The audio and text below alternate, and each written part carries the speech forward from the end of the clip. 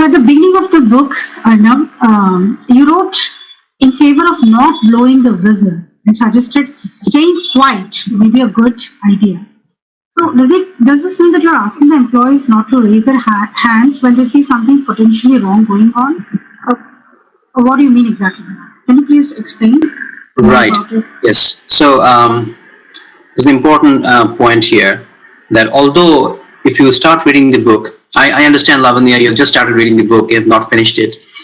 And if you start reading the book, the chapter 1, you will almost think that I'm writing against it. You will almost think that I'm asking you not to speak up. You will almost think that I'm asking you not to raise your hands if you see some problem happening, right? You will almost think that I'm asking you to suppress your emotions and not to disclose what you really see as a threat or as a problem. Well, I am asking that initially, but then why am I asking it? If you don't know yourself enough and you want to speak up, you know what has happened? I've given a few examples of popular cases of whistleblowers. They died. They're killed, murdered.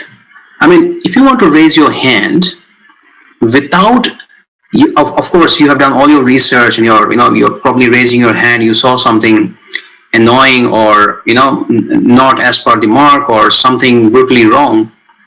Before raising your hand, the intent of this book is to make sure that you understand yourself first. So that's the whole agenda of priming you. Are you sure? Because I'll give you the examples.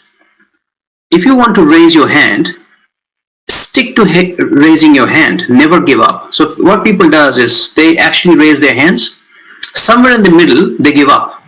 People wake up in the morning, they think so many positive things, that I'll do this, that. Somewhere at the end of the day, they give up. So it seems there is a gap that we actually have the intention to do good, but then we end up losing that intensity, end up losing that urge of helping people. Obviously, you might have raised your hand. Obviously, it was a good intention, but then you finally give up. My point is, you should raise your hand only if you're sure. And how can you be sure? By understanding yourself. So I'm asking the audience not to get into something, not before knowing the something, but not before knowing yourself. Right? You need to know yourself first. And then I have, in the volume 2, I actually discuss a lot about self, consciousness, the mind, a lot of science in volume 2. Volume 2, in fact, is my favorite, where actually I discuss, and even I challenge a lot of conventional scientific ideas. Thankfully, I'm in touch with the right group of people, so that has allowed me. But then Lavanya is a very, very good point, because anyone who is reading the book for the first time, the first chapter, will get it wrong. But then that's the thing, you need to read on and complete the book, right? And do not read the book from the middle. And people have the tendency to just open the book and read it.